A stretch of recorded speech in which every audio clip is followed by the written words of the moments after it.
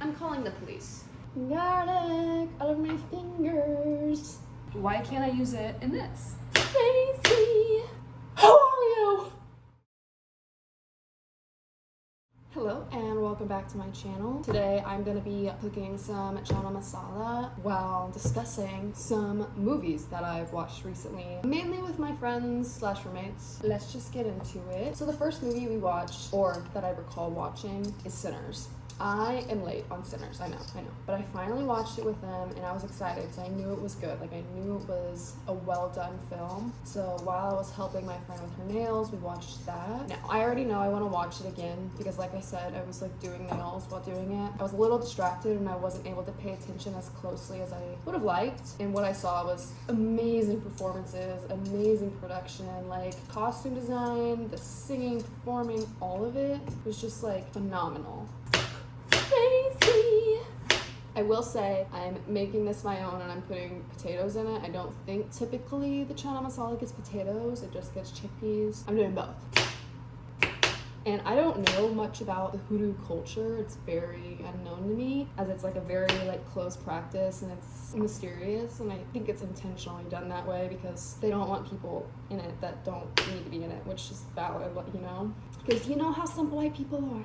Take things that aren't theirs. So it was really cool to be able to see those things just in the movie. So I'm excited to honestly watch it again and give it the true true viewership that it deserves, because I know it's a phenomenally well done movie all around. The next movie that I'm going to talk about is They/Them, which is a slasher film following these kids at a conversion camp. So trigger warning for that. They do have some sensitive topics in there. Now, before I even start this, I am not a horror person. I'm not a scary movie person. Never been my thing, never will be my thing. Despite that, honestly, I quite enjoyed it. It was funny. Like, there was a lot of comedy in it. There was humor. There was good relationships, whether they were platonic or romantic. It was good. And I like the little wordplay in the title, They/Them, because it's a slasher film. I will say I did see some comments online about it saying that it wasn't really like that well of a slasher film because there wasn't that much slashing in it. Now, like I said a minute ago, someone like me who doesn't like movies like that all that much, I thought it was perfect, honestly. Like, it was funny. As you can also tell, I'm not a very harsh critic. If I had fun, 10 out of 10. I will say the musical number threw me off a little bit. Just the song choice was so funny to me. It wasn't like I was sitting there hating it. I was cracking up watching the musical number while they were all singing. And then my favorite line in the entire movie is when the main character is sitting in the woods, I can't remember the girl's name, but with another character, and they see the killer up on the ridge and they go, "How are you?"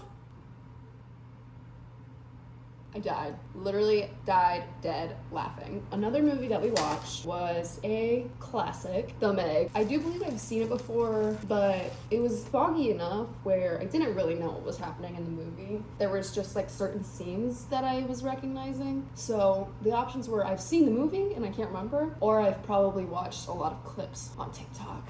The Meg is about the megalodon. If you know anything about the megalodon, it's just a big prehistoric shark. And basically they have some run-ins with this thing. Every time you thought the movie was over, you better think again because it's not over. You better sit your ass back down, actually. Despite that, honestly, that was my only critique, was that I feel like it went on for a little too long. Also the fact that there's a second movie, I don't really have any interest in watching it. I enjoyed Jonas and Suyin, honestly. Like, I didn't expect there to be a romance in there, but I liked them. They were really, really cute. And I liked Jonas's relationship with Mei Ying. So cute. I think despite, obviously, like, there was death and stuff in the movie, it was very, like, lighthearted in a way. And I think that might have been because Dwight's character, to be honest, I don't know the actual actor's name. I just know he's Dwight in The Office. He just knows how to play a funny character, I guess. I don't know. Now we're gonna cut up our garlic, and the next movie we watched, which we just watched this last night, was a rewatch for me because I love it so bad, and that is Upgraded with Camila Mendes and Archie Renault. Watched this movie for the first time last summer with my roommate at the time. I think we were just kind of watching it because we expected it to be one of those like hate watches where it was gonna be bad. Oh boy, was I wrong? It was so good. I've watched it many times since then. It's on Amazon Prime if you want to watch it. I highly recommend. Oh, you're gonna watch it. You're gonna watch it. You're gonna love it. I will say, I wish there was honestly more romance. That's just my take. I feel like it almost was a secondary plot to the rest of the movie, like with her career, which is like fine. Some people might prefer that. I just really liked the two of them together. I don't know. I want more. I want more of them. Also, the fact that that is the exact scenario that I want to happen to me. I want a rich Nepo baby to sit next to me on an airplane and immediately make me more successful. Please, please, I'm begging. Garlic all over my fingers. For this masala, I am being lazy and I'm not making my own like sauce, I guess. I'm just using this pre-made one that I picked up from the store, so don't sue me. I know it's tikka masala. I'm just assuming that masala means it can be used for anything. And if not, I can't imagine it's gonna taste bad, you know? So let's move to the stove. So we moved to the stove. I'm waiting for this oil to heat up a little bit before I drop the onions and garlic in the pan so we can discuss the next movie, which we watched was Boot Camp, which is based off of a Wattpad book apparently, according to my friend. And I don't want to dog on it too much because the message overall was good. You know, it wasn't a bad movie. It was cute. The message was good. The only issue I had, spoilers, was this relationship with her camp counselor. I'm calling the police. Like I said, this movie was a little cheesy, but that is not a crime. We need cheesy in this world. That's how we break the status quo. That's how we make change.